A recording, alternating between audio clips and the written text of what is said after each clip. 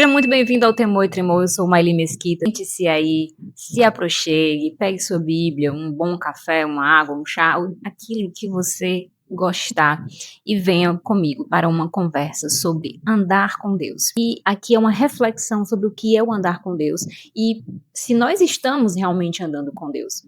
Um olhar para o nosso tempo e perceber quais são os desafios do crente atual de andar com Deus, e principalmente agora, no nosso momento, que nos impedem de caminhar com Deus e sermos realmente discípulos.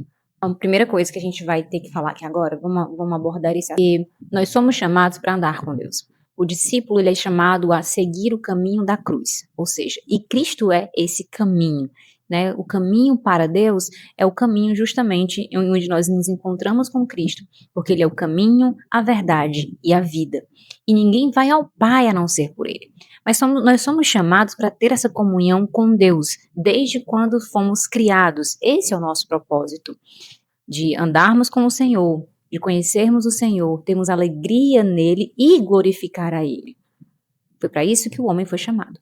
Para andar com Deus. Mas o pecado, uma vez que entra no mundo, ele então corrompe esse andar. E o homem agora está separado da glória de Deus, ou seja, da presença de Deus, de todos os seus atributos, e agora ele não pode mais desfrutar da companhia de Deus ao longo desse caminho.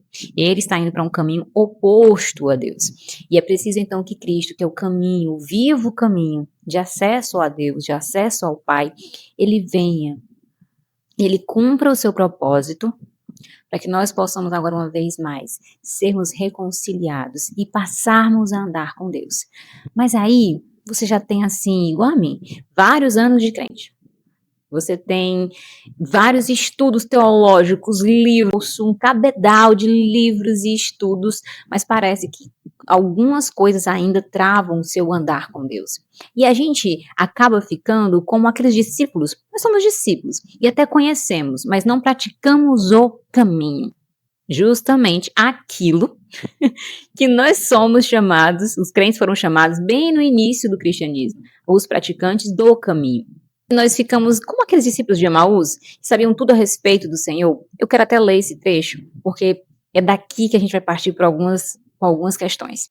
Em Lucas capítulo 24, do 13 ao 35, inclusive, quem quiser e tiver curiosidade sobre o que é o discipulado, o que é um caminho, eu explico no meu curso Discipulando para o Reino, que eu vou deixar um link aqui embaixo para que você possa conhecer. É um curso para pessoas que querem ensinar discípulos, fazer discípulos, mas não sabe que método aplicar, se é um método, que querem fugir do método, né, tradicional e querem entender o que é realmente o discipulado. Mas agora, nesse instante, a gente vai aprender primeiro o que é andar com Deus, o que é esse caminho e aquilo que nos impossibilita, que tem dificultado a nossa jornada com Deus, que tem travado a nossa comunhão com o Senhor. Nós somos discípulos, entendemos o que é o discipulado, mas por vezes estamos mais apegados a outras coisas.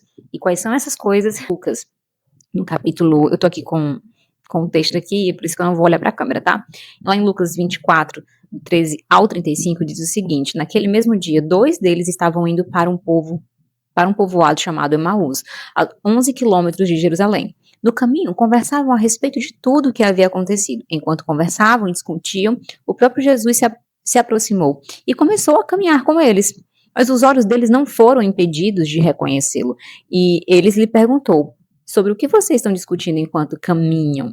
Interessante, né? Eles já estavam caminhando. Estavam discutindo também sobre Jesus. E o próprio Cristo estava ao lado deles e eles não conseguiam perceber quem era Jesus, né? Eles pararam com os rostos entristecidos e um deles, chamando Cleopas, perguntou-lhes: você é o único visitante em Jerusalém que não sabe das coisas que ali aconteceram nesses dias? Que coisa? Perguntou ele. O que aconteceu com Jesus de Nazaré? Responderam eles. Ele era um profeta poderoso em palavras e em obras diante de Deus e de todo o povo. Os chefes sacerdotes das autoridades o entregaram para ser condenado à morte e o crucificaram, e nós esperávamos que ele iria trazer a redenção a Israel. E hoje é o terceiro dia desde que tudo isso aconteceu. Algumas das mulheres entre nós nos deram um susto hoje. Foram de manhã bem cedo ao sepulcro e não acharam o corpo dele. Voltaram e nos contaram ter tido uma visão de anjos que disseram que ele está vivo. Alguns dos nossos companheiros foram ao sepulcro e encontraram tudo exatamente como as mulheres tinham dito e não ouviram. E ele lhes disse: como vocês custam a entender, como demoram. Preste atenção nesse versículo. É o versículo. Pegue sua Bíblia, anote. Por favor, anote. Ele diz o seguinte, né? O Senhor Jesus, é no versículo 25, e ele lhes disse: como vocês custam a entender e como demoram a crer em tudo o que os profetas falaram. Não devia o Cristo sofrer essas coisas para entrar na sua glória? E começando por Moisés e todos os profetas, explicou-lhes o que constava a respeito dele em todas as Escrituras. O próprio Cristo vai lá e explica novamente tudo o que havia de acontecer com o Messias, quem era o Messias. E eles insistiam, se aproximando do povoado para o qual estavam indo. Jesus fez como quem ia mais adiante, ele ia passar, ele ia na frente, entendeu? O povoado, o lugar que eles queriam chegar, que era o povoado deles, né, estava chegando, eles iam para casa, mas Jesus ia passar adiante, ele ia seguir o caminho. Aí, eles insistiram muito com ele: fique conosco, pois a noite vem, o dia já está quase findando. Então ele entrou para ficar com eles. Quando estavam à mesa com eles, tomou-lhes o pão, deu graças, partiu e deu a eles. Ok? Ele foi o que agora? Ele foi cear com eles. E o cear é a intimidade, né? E aí ele ceia com eles, e então eles dizem o seguinte: então os olhos deles foram abertos, e o reconheceram, e ele desapareceu da vista deles, e perguntaram-se um ao outro: não estava queimando o nosso coração? Não estava queimando o nosso coração, enquanto ele nos falava no caminho e nos expunha as Escrituras? Levantaram-me, voltaram adiante para Jerusalém, e ali encontraram os 11 e os que estavam com eles reunidos, e diziam: é verdade, o Senhor ressuscitou e apareceu a Simão. E aí eles então entenderam que aquele que havia ceado com eles era o Cristo. Então os dois contaram o que tinha acontecido no caminho e como Jesus foram reconhecidos por eles quando partiu o pão. Nós temos hoje uma visão de que nós temos que andar com Deus, mas há um esfriamento espiritual muito grande em que nós ou ficamos tão atrelados à teologia, à tradição, não que isso seja ruim, por favor, não entenda mal, tudo isso é muito importante, é necessário, né, e eu vou pontuar aqui sobre isso, mas nós esquecemos de andar com Deus, de ser praticante desse caminho e de reconhecê-lo no caminho. Então, a primeira coisa que eu percebo que nos impossibilita de andar com Deus, de desfrutar desse discipulado, ou seja, de sermos discípulos e dos benefícios das características de um discípulo de verdade, que é o andar com Deus e com o próximo, é que nós estamos muito mais apegados às nossas práticas, às nossas técnicas e o nosso conhecimento do que com relacionar-se com ele de fato. Por que eu estou falando isso? Porque bem no início do texto, eles sabem muito acerca de Cristo. Eles sabem muito acerca dos fatos que estão acontecendo. Há muitas informações. É diferente de você ter muita informação sobre alguma coisa, muita informação teológica, por exemplo, muita informação da tradição e nenhuma do relacional com Deus. Uma vez eu perguntei para meu amigo: como é que Deus está hoje? E ele riu e ele não soube me responder. É claro, era uma pergunta para cutucar ele, né? Para ele pelo menos pensar sobre o que é o relacionamento com Deus. Mas se eu perguntasse para você hoje: como é que Deus está hoje? Como é que ele está com você? Como é que você está com Deus hoje? O que foi que vocês fizeram juntos hoje? Eu sei que parece assim muito surreal, você vai dizer: nossa, que espiritual, nossa, que místico. Não. Como é que você está diante de Deus? Não falando de ser correto ou não, mas como vocês estão hoje? Você pode dizer: eu estou gozando de uma comunhão com Deus, Meli. Hoje eu consigo acordar e ver Ele se mover no meu dia. Ou você pode dizer: não, eu sou muito grato, estou grato por tudo que Ele está fazendo, de modo muito abstrato.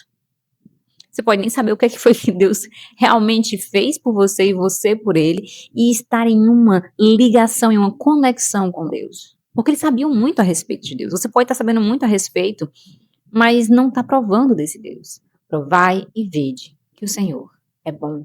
E você nem tem relacionamento com Cristo e muito menos com o Pai. Outra coisa que eu percebo muito nós queremos essa experiência mística, nós queremos essa experiência espiritual que seja transcendente e esquecemos de caminhar com Ele nas coisas corriqueiras do dia. Chamar Deus para essas coisas corriqueiras. Nós queremos muito que Ele nos dê um sonho, uma profecia, que Ele mova alguém em uma visão, que um livro nos mostre, mas nós às vezes não fazemos o básico. E aí vem exatamente a cutucada de Cristo para os discípulos. Lembra que eu disse para você prestar atenção no versículo 25, não era isso? No versículo 25 ele diz o seguinte: como vocês custam a entender e como demoram a crer em tudo que os profetas falaram. Vocês estão demorando a entender. Peraí, vocês sabem muita coisa sobre mim, mas vocês não entenderam o básico. O básico, as escrituras, aquilo que foi falado. Nós estamos tão preocupados em viver achando que tem algo mais para ser provado, algo mais para que esquecemos de andar com Deus. É o básico, a leitura bíblica e se ater a tudo que ele já falou, sem muito malabarismo. O básico do básico, as pessoas mais fiéis que você vai conhecer, mais próximas de Cristo, elas estão arraigadas, ligadas, sempre na palavra, seja para ouvir a palavra em comunidade, na comunhão, seja para ler as escrituras. E isso tudo nós temos preguiça, nós temos muita coragem para até mesmo buscar as experiências fora, em uma conferência, em um retiro, mas não temos a coragem de abrir a nossa Bíblia e sentar e estudar a palavra e entender o que Deus já revelou, o que Ele já falou de como andar, qual é esse caminho, os obstáculos do caminho e para onde Ele está indo. Ele disse para onde Ele está indo. Ele quer que nós também estejamos lá. E muitas das vezes, como aqui aconteceu, né, ele passa direto e você está querendo parar, você está querendo ficar ainda naquele lugar ali. Ele disse, tudo bem, eu posso entrar e cear. E ali eu vou me fazer conhecido e você vai sentir o seu coração arder de verdade, não por emoção, porque você vai ter agora Cristo no seu cotidiano, a ponto de você reconhecer pequenas coisas e se espantar com a glória do Deus encarnado no seu dia, porque você agora conhece a palavra. Não era ele que explicava as escrituras pra gente? Porque ele é a palavra encarnada. Então, se você conhece a palavra, você reconhece a palavra encarnada no seu dia a dia. E nós temos preguiça. Outro ponto é a preguiça. Além dos nossos métodos, a nossa arrogância, as nossas formas de achar que aquilo é caminhar com Deus, nosso falso conhecimento e informação, nós temos preguiça de buscar a fonte da verdade, a fonte de como andar com Deus. E aqui eu não estou falando como especialista, é uma coisa que eu noto que eu preciso me aprofundar mais. E as disciplinas espirituais ajudam bastante nisso, né? Principalmente a disciplina de ler e meditar na palavra. E outro ponto é exatamente essa, de arder o coração e ele disse, ele ardia o coração, depois de entrar e cear. Você só pode sentir esse andar com Deus e saber que Ele está andando com você quando você deixar com que Ele entre na sua intimidade. E às vezes é preciso que você faça esse convite para o Senhor, porque Ele vai passar direto. Ele tem um caminho. O Senhor está trabalhando e Ele não vai parar para simplesmente dizer... sabe, ele vai parar por você, ele vai seguir o caminho. Quem quer vai seguir o seu mestre, ele está caminhando. Você que tem que chamar de Senhor, entra aqui na minha vida, entra aqui no meu dia a dia, eu preciso entender para poder continuar, eu preciso saber quem o Senhor é para que eu possa continuar, eu quero provar mais do Senhor, e é no partir do pão que eles sentem o coração arder. A palavra que ele está falando ganha mais vida.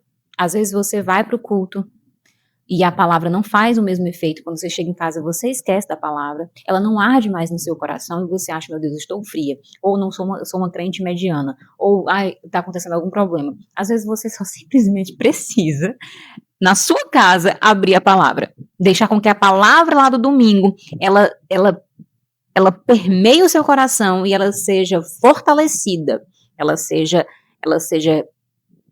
consolidada dentro da sua casa.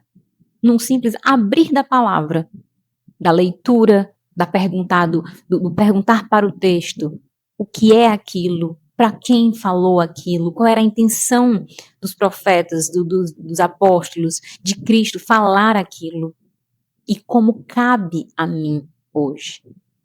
Mas fazer isso com reverência, de verdade, querendo até se fazer arder no coração, descer com a mente ao coração.